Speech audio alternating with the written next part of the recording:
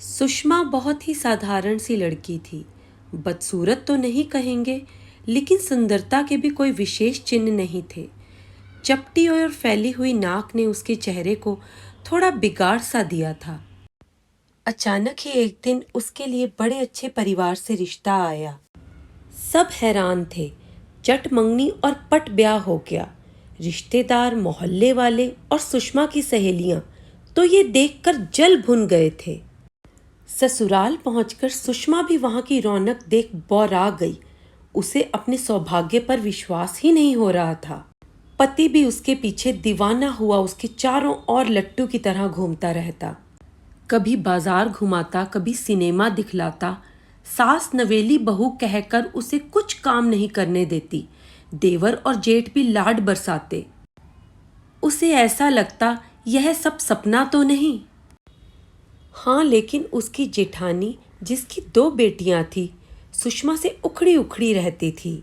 एक दिन सुषमा की जेठानी उसके कमरे में आई और अजीब सी दृष्टि से देखते हुए बोली, क्यों जी, दिन भर कमरे में जी नहीं घबराता? जानती हो, वो कुछ कहना चाह रही थी।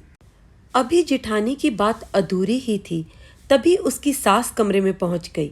बड़ी नाराजगी से बड़ी बहू से कहने लगी, सुषमा को परेशान ना करो, नई बहू है, हाथों की मेहंदी भी नहीं छूटी है। घर के काम मैं इससे 1.25 महीने तक नहीं करवाऊंगी।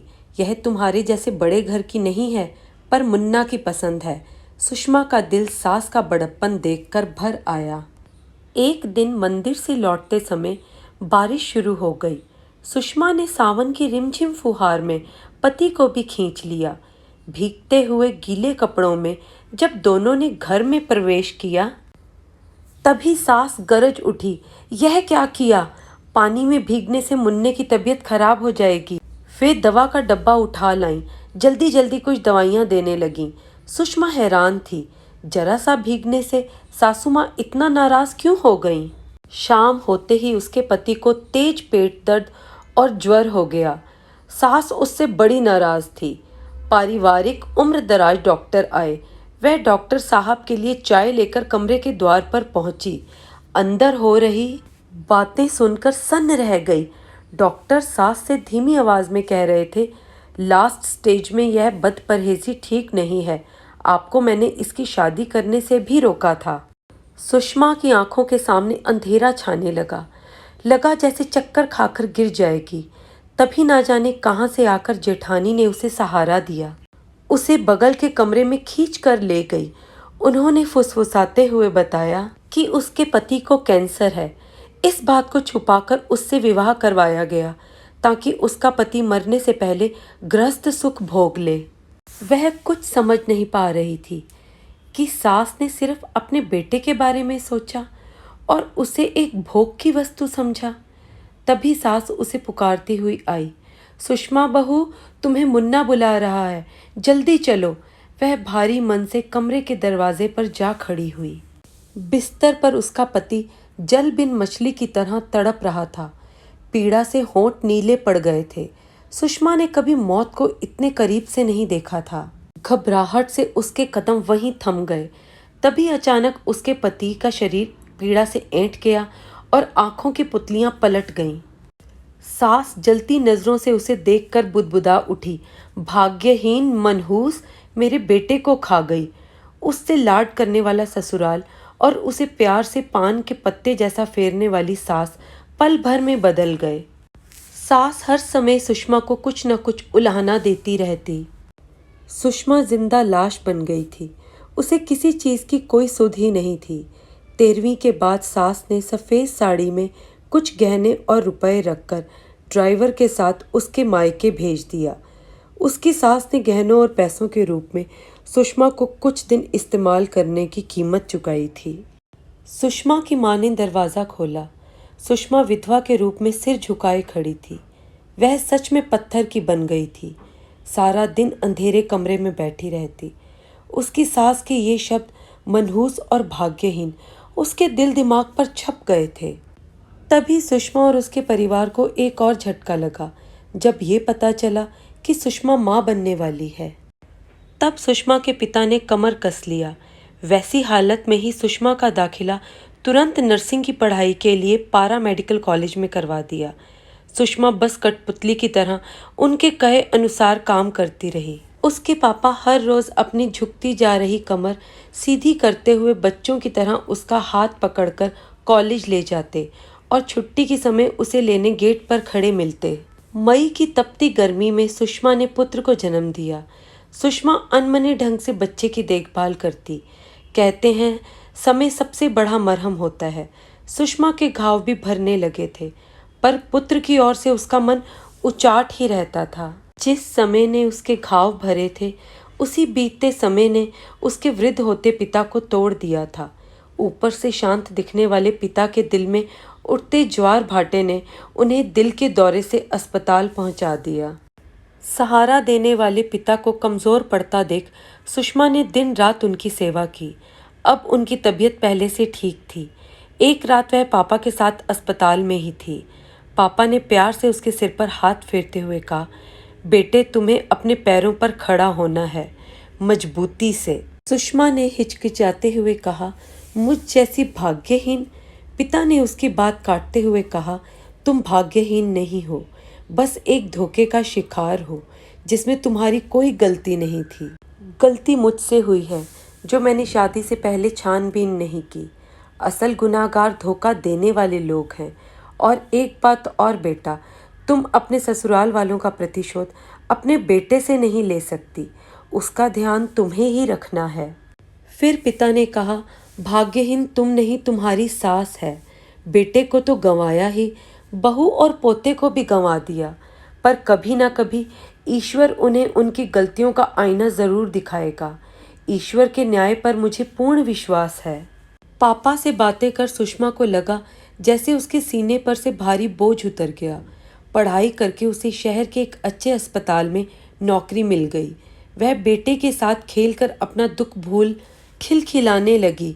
किसी न किसी से उसे अपने ससुराल की खबरें मिलती रहती थी। देवर की शादी और उसकी बेटी होने की खबर मिली, पर सुषमा को ससुराल वालों ने कभी याद नहीं किया। सुषमा ने भी पीछे मुड़कर देखने के बदले अपने आप को और बेटे को संभालने पर ध्यान दिया। उस दिन सुषमा अस्पताल पहुंची। वह आईसीयू के सामने से गुजर रही थी, तभी सामने देवर और जेठ आ खड़े हुए। पता चला सास बीमार है, इसी अस्पताल में भर्ती है। उन्हें इस बात का बहुत गम है कि सुषमा के बेटे के अलावा और किसी बहू के बेटा नहीं हुआ, लेकिन सुषमा की सास को तो पोता चाहिए था। इसलिए अब वो सुषमा के बेटे यानी अपने पोते को देखना चाहती थी। देवर ने कहा, भाभी बस एक बार मुन्ना भैया के बेटे को अम्मा के पास ले आओ, सुना है बिल्कुल भैया जैसा है।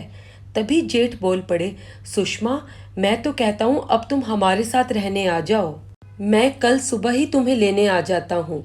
सुषमा बिना कुछ जवाब दिए अपनी ड्यूटी कक्ष में चली गई।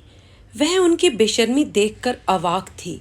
वह चुपचाप अपना काम कर रही थी, पर उसके माथे पर पड़े शिकन से स्पष्ट था कि उसके मन में बहुत सी बातों का तूफान चल रहा है। वह सोच रही थी, पहले तो उसे खिलौना समझ मरनासन पुत्र की कामना पूरी करने के लिए धोखे से विवाह करवाया, बाद में दूध में से पड़ी मक्खी की तरह फेंक दिया, और आज अपनी पोतियों को पोते से कम आंका जा रहा है क्योंकि वे लड़कियां हैं। अच्छा है वह आज ऐसे परिवार का हिस्सा नहीं है। क्या उसके पुत्र को ऐसे लोगों के साथ रखकर उन जैसा बनने देना चाहिए? बिल्कुल नहीं, वह ऐसा नहीं होने देगी। मन ही मन उसने कुछ निर्णय लिया। घर जाने से पहले उसने छुट्टी की अर्जी दी। उसी रात को वह ट्रेन से बेटे को लेकर निकट के दूसरे शहर चली गई। वहाँ के अच्छी बोर्डिंग स्कूल में बेटे का नाम लिखवा दिया। काफ़ी समय से बेटे का दाखिला इस स्कूल में करवाने का वह मन बना रही थी। वह 3-4 दिनों के बाद वापस घर लौटी। अगले दिन अस्पताल के सामने ही देवर मिल गया। उसे देखकर लपकता हुआ आया और बोल पड़ा, भाभी अम्मा की तबीयत और बिगड़ गई है, आप कहाँ थीं? सुषमा चुपचाप हेड मैट्रन के कमरे में अपनी ड्यूटी मालूम करने चली गई। उस दिन उसकी ड्यूटी उसकी सास के कमरे में थी।